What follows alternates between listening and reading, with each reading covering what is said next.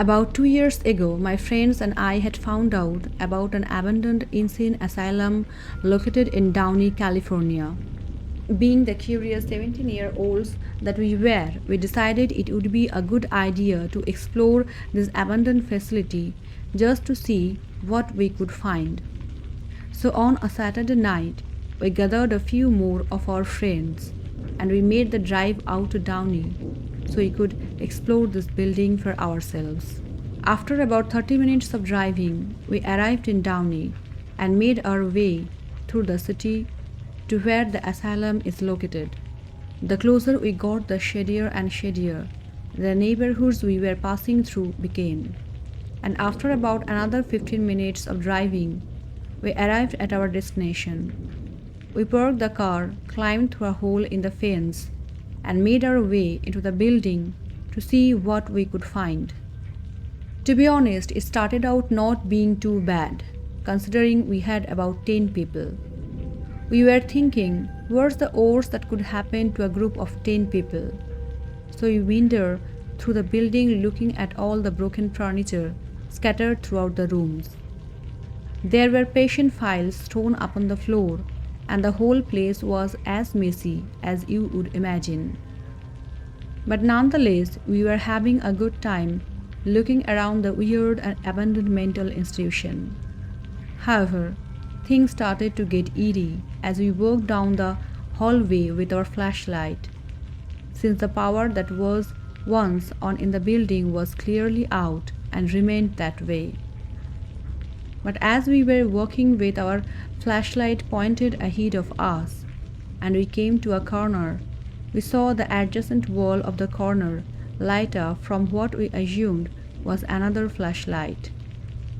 And sure enough, we turned the corner and there's another group of 4 kids. We confronted each other and they asked us if we had been to the slide. We politely answered no because we had no idea what they were talking about. And they told us that we should follow them. Of course, we declined because we were getting weird vibes from these people as they were talking amongst themselves. One of the kids came up to me with, I kid you not, a solid 6-inch long Bowie knife looking thing. Isn't this cool? Look what I found as he moves the knife closer to my face. I politely answered what a cool find that is. I started to back away from him, telling him that we were going to explore the cool roof of the building. Surprisingly, they say, all right, and they turn the corner and continue on their way. We made it to the roof, but I was starting to feel queasy about everything. I was seriously beginning to feel weird about being in this place, and about how we were definitely not supposed to be there. So at that point I say, screw it. I told everyone that we should leave and everybody agreed. Like I said, no one is supposed to be in the asylum. So most of the time, especially at night, they have a police car stationed at the main gate to make sure no one comes in. So as we were leaving, we were trying to figure out the best path to get out of there without getting noticed by the police. That's when my friend sees a fire escape ladder coming down off of this higher portion of the roof. We decide that is probably our best bet.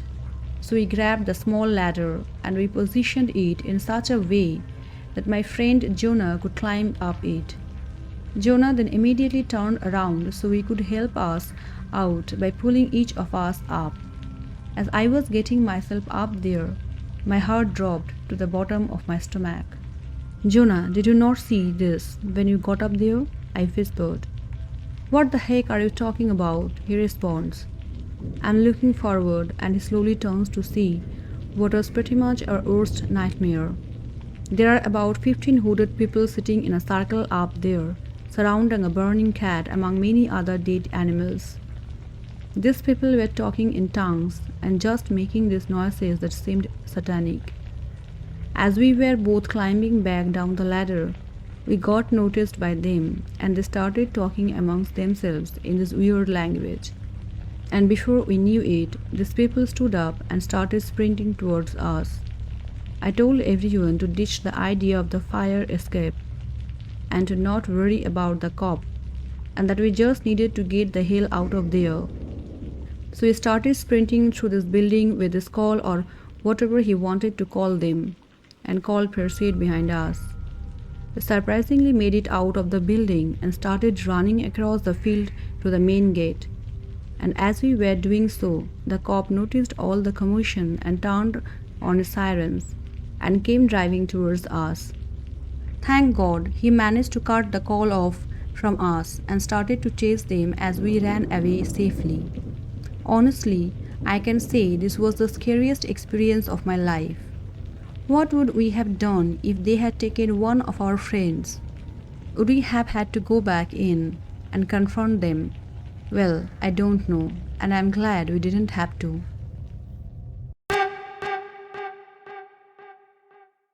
I'm currently 17 years old and I live with my parents still. Next door, there isn't an abandoned house that has been abandoned since we have lived in this neighborhood. We have lived here for just under 2 years now. We live in a rough part of the town, and abandoned homes are very common around here.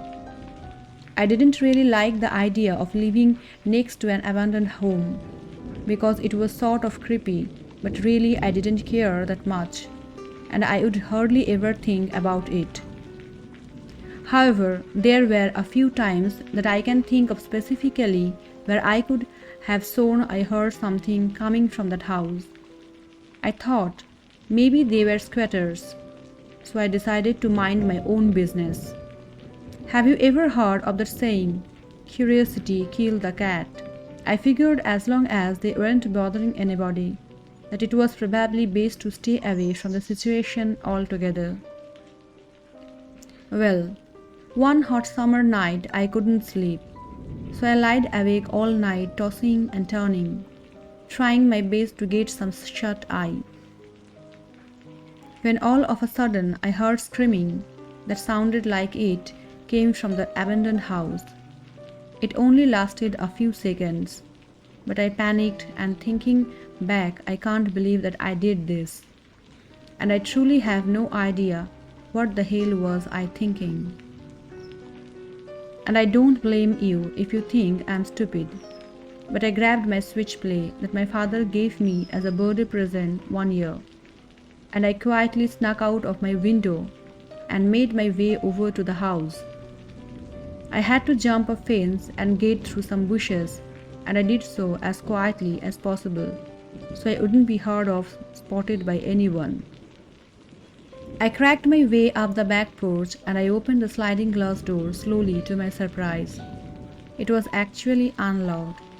My heart was pretty much beating out of my chest by this point, and I even almost turned around and went home. But I didn't. I should have though, and I wish I would have just called the police instead and let them figure it out. I made my way inside, and right off the bat I could see just how dark it was.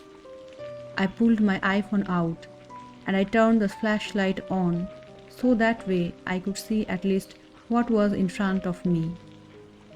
That was a bad move on my part, because almost as soon as I turned my flashlight on, it startled someone and he made his way over to me.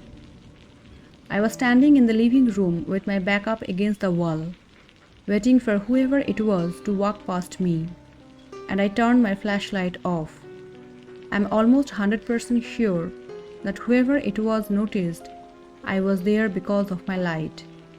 The person turned the corner and I was met with a much larger man than myself, and immediately he punched me in my face, and then he grabbed me by my arm and my shirt and began dragging me. My survival instinct kicked in, and I did everything I could to break free of him. He then opened a door, and I realized right away he was trying to put me down in the basement. I managed to kick him in the balls, and I pushed him down the stairs, and I ran like hell out of the house and all the way home. I snuck back into my window and shut it and locked it as fast as I could. But I didn't think anyone else saw me, so that helped me feel a little better. But I rushed to make sure that both the front and back door were locked as well. I then called my mom and she told me to get the police over there as soon as possible. I hung up the phone call with my mom and I dialed 911 and I told them what was going on and that they needed to send an officer over the house. They told me to keep an eye on the home while I waited for the police to get there, so I did. I looked out of our living room window, and that's when I saw the creepiest thing I have ever seen in my whole 17 years of living. There was a man staring out of the window looking directly at me in that abandoned house. I could barely see what he looked like, but I assumed that it was probably the man I had just pushed down the stairs. He made eye contact for probably 10 seconds before he shut the blinds, and he disappeared from the window. By now, I was even more terrified that he was going to come for me. I hid in my room and waited for the police. I was really hoping that he would still be there when the police arrived. But with my luck, he was already long gone by the time the cops showed up. I wasn't surprised by that at all. Only I was freaked out that he was going to come back for revenge. The police didn't find anyone or anything suspicious in the house either, which makes this whole thing even creepier. What the hell is going on in there that night and all the other nights I heard noises coming from that house? I have not a single clue, and I probably won't ever know. I can't imagine it's anything good.